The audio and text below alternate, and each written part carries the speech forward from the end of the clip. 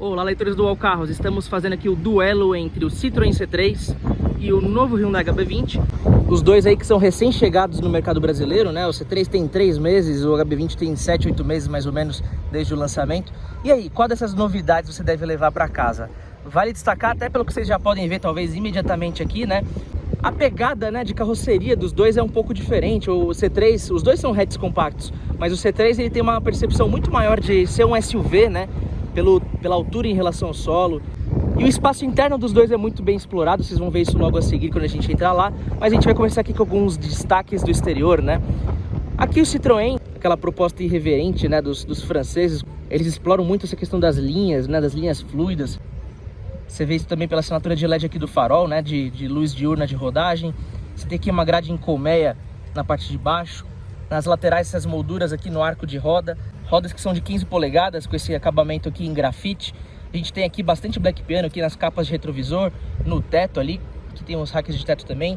Ele tem um visual mais aquadradado, mas puxando aí para as linhas fluidas, para as linhas mais orgânicas. Vocês podem observar aqui nas laterais, né, que ele tem uns recortes arredondados aqui, né, pegando aqui as maçanetas traseiras. Aqui na frente a gente já observa isso presente em cima do paralamas dianteiro.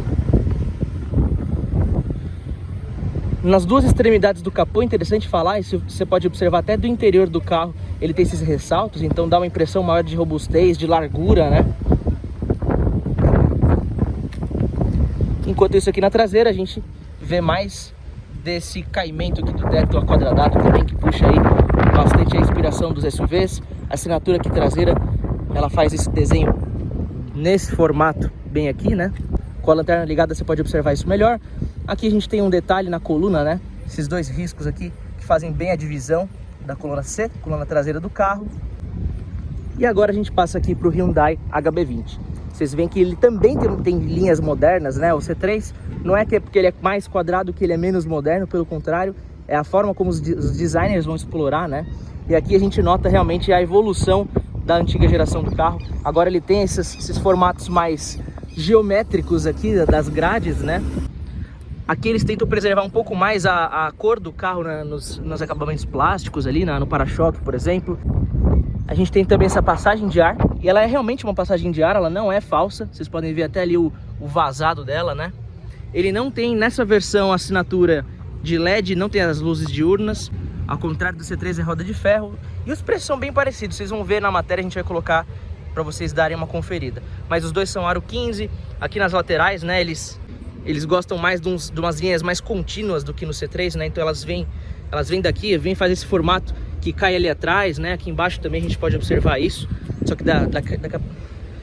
que aqui na parte de baixo ela sobe, como se elas fossem se encontrar aqui nessa parte traseira. Isso a gente vê preservado, né, bastante da antiga geração do HB20. Dá uma assinatura interessante aí para identificar mais facilmente o carro. E na traseira o grande destaque, né? O que realmente chama mais atenção é a integração das lanternas passando aqui pelo meio da tampa do porta-malas, né? Isso a gente não observa ali no C3. São conceitos bem diferentes. Os dois têm conceitos muito diferentes, né? Eles têm qualidades que um vai ter mais do que o outro. De repente um vai ter um defeito que o outro não tem. E é isso que a gente vai continuar explorando na parte de dentro. Bora lá, pessoal?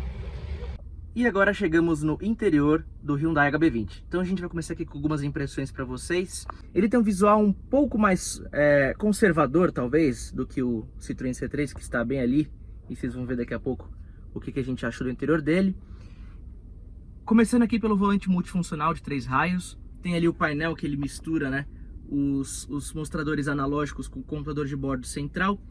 Vale dizer que só pelo conta-giros ali, ele já é mais completo do que o cluster do C3. Vocês vão ver o porquê logo adiante. O cluster aqui, né, os mostradores aqui, o fundo deles, esses ponteiros em vermelho aqui, as letras pequenas, né, são letras bem sutis. São bastante interessantes também, né? Dá um destaque em relação aos componentes de uma forma geral. Eu particularmente prefiro até mais essa opção de cluster, né, de painel, do que o digital que a Hyundai oferece nas versões mais sofisticadas do HB20. Aqui temos a central multimídia, ela é menor do que a do C3, mas ainda assim é bem completa, ela é bem legível, né? Você consegue interagir com facilidade. Logo aqui abaixo a gente tem alguns atalhos em botão que ajudam bastante na agilidade do manuseio. Aqui embaixo porta USB, ar-condicionado aqui regulado manualmente. Manopla de câmbio aqui bem redondinha, ela tem um encaixe bem suave, né? Então é bem prazeroso trocar as marchas desse carro, né? A embreagem ali, né, vale dizer que ela é bem macia, então ela, ao mesmo tempo que ela cansa menos no trânsito, ela exige um pouco mais de cautela, um pouco mais de precisão na hora de fazer as saídas, né? No mais, temos banco com a padronagem quadriculada. Interessante dizer que eles trabalharam aqui o plástico das laterais, né, com essas costuras, imitação de costura, né, que faz se parecer bastante até com couro. Aqui temos um friso que imita alumínio. E apesar do tamanho compacto do carro, o interior ele é bem interessante, ele cresceu bastante em relação à antiga geração, né? Se a gente é ocupante aqui do meio, o túnel central não é tão elevado, a gente pode acomodar os pés com tranquilidade, sem raspar aqui os joelhos nos assentos dianteiros. Sobra um espaço ainda para quem vem aqui nas laterais. Ali eu regulei o banco para mim, eu meço 1,72. E nada de encostar também os joelhos aqui na parte de trás. Então, a acomodação ela é muito boa. E pelo que podemos medir aqui para o espaço do teto, sobra mais ou menos 4 dedos. Então mesmo você com seus 1,80 m, você não vai ter dificuldades com isso, apesar do tamanho compacto do carro. Vamos lá para o C3? Agora partimos para o interior do C3. A gente nota que ele traz um pouco mais de coloração. Até a própria Citroën fala que o enfoque do carro, né, visualmente, é para pessoas mais jovens, né, um público mais, talvez, né, um pouco mais descolado. Ele tem algumas vantagens com relação a isso e algumas desvantagens também, mas de todo modo, na verdade, apesar dos dois serem concorrentes, os dois serem compactos, né, hatches compactos, eles apresentam diferenças aí que pode determinar mais o sucesso dos carros para um público ou para outro, né? Primeiro que é o que a gente tinha falado sobre o exterior, né? Enquanto o C3 ele é um pouco mais característico de um SUV, ele é mais alto, né? Você senta mais alto, você enxerga mais alto, o vão livre em relação ao solo é maior. Aqui dentro a gente consegue também notar um pouco mais dessas características aqui dentro, né? O HB20 ele é mais um hatch, né? Ele é um carro que faz mais jus o perfil da categoria que eles disputam. Eu bati tanto na tecla sobre o painel, né? Enquanto a HB20 traz os mostradores analógicos, que é um modelo mais convencional de equipamento, né? Esse tem uma tela pequena ao centro, com as luzes espia ao redor. É bem legível, bem visível. Eu acho interessante também quando tem essa pegada mais minimalista. A única coisa que faltou é um conta-giros para o carro. O motor é silencioso, né? O carro tem um isolamento acústico muito bom.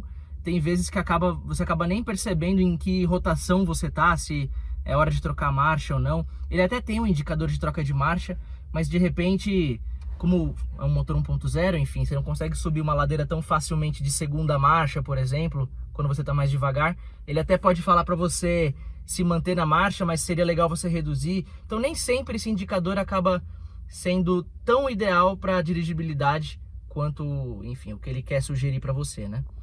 O volante também é multifuncional, só que não tem tantas regulagens quanto no outro. Ainda assim é fácil de interagir. A tela multimídia, por sua vez, eu gosto mais dessa daqui em relação ao do HB20. Ela é maior, mais legível. Ela é um pouco mais viva aqui nas cores, né? Cada função ali ocupa um espaço um pouco maior, acho isso interessante. Aqui de acabamento, enquanto o outro tinha apenas um friso menor ali de alumínio, esse aqui traz mais cores, umas áreas um pouco maiores. Essa texturização aqui azul com bolinhas, né? Moldura de black piano ali com esse alumínio ali ao redor. É um visual tudo mais encaixado dentro de um quadrado, de um cubo, assim, né? O outro ele talvez tenha as formas um pouco mais orgânicas do que essa. Enfim, isso também mostra um pouco a diferença de proposta de público aí dos dois. No mais, a gente tem aqui aquela moldura ali pro câmbio prateada, né? A gente tem esse padrão de estofamento com costura azul, esses pontilhados brancos, né? E aqui no banco de trás o túnel central é um pouco mais elevado e um pouco mais estreito, não dá para acomodar muito bem os pés aqui, você tem que acomodar eles dessa forma. Ainda assim sobra um espaço aqui nas laterais. O espaço aqui no interior, inclusive, ele é melhor aproveitado do que o HB20, pelo que a gente pode perceber. Ali, né, igualmente eu regulei o banco para mim, eu meço 1,72. O espaço para os joelhos aqui é bem tranquilo, espaço para o teto é ainda maior, se no HB20 sobrava 4 dedos, esse sobram 6. Quando você senta aqui imediatamente logo atrás, né, o espaço também eu vou dizer, é parecido com o do HB20, é muito bom para a categoria. E como eu falei, né, no HB20 você sente um pouco mais baixo, você sente um pouco mais ali talvez o centro de gravidade do carro, aqui você sente um pouco mais alto, você vê as coisas um pouco mais de cima. E é isso aí, pessoal, vocês vão poder conferir mais detalhes desse comparativo, né, desse duelo na editoria de carros do UOL. A gente, inclusive, né, lá a gente vai embedar esse vídeo que vocês estão assistindo e falar mais das impressões com mais profundidade. E então, por favor, não deixem de conferir lá também quem que é o vencedor desse duelo, né? Então, muitíssimo obrigado mais uma vez pela sua atenção. Continue sempre aí com a gente. Fortíssimo abraço, galera. Uau!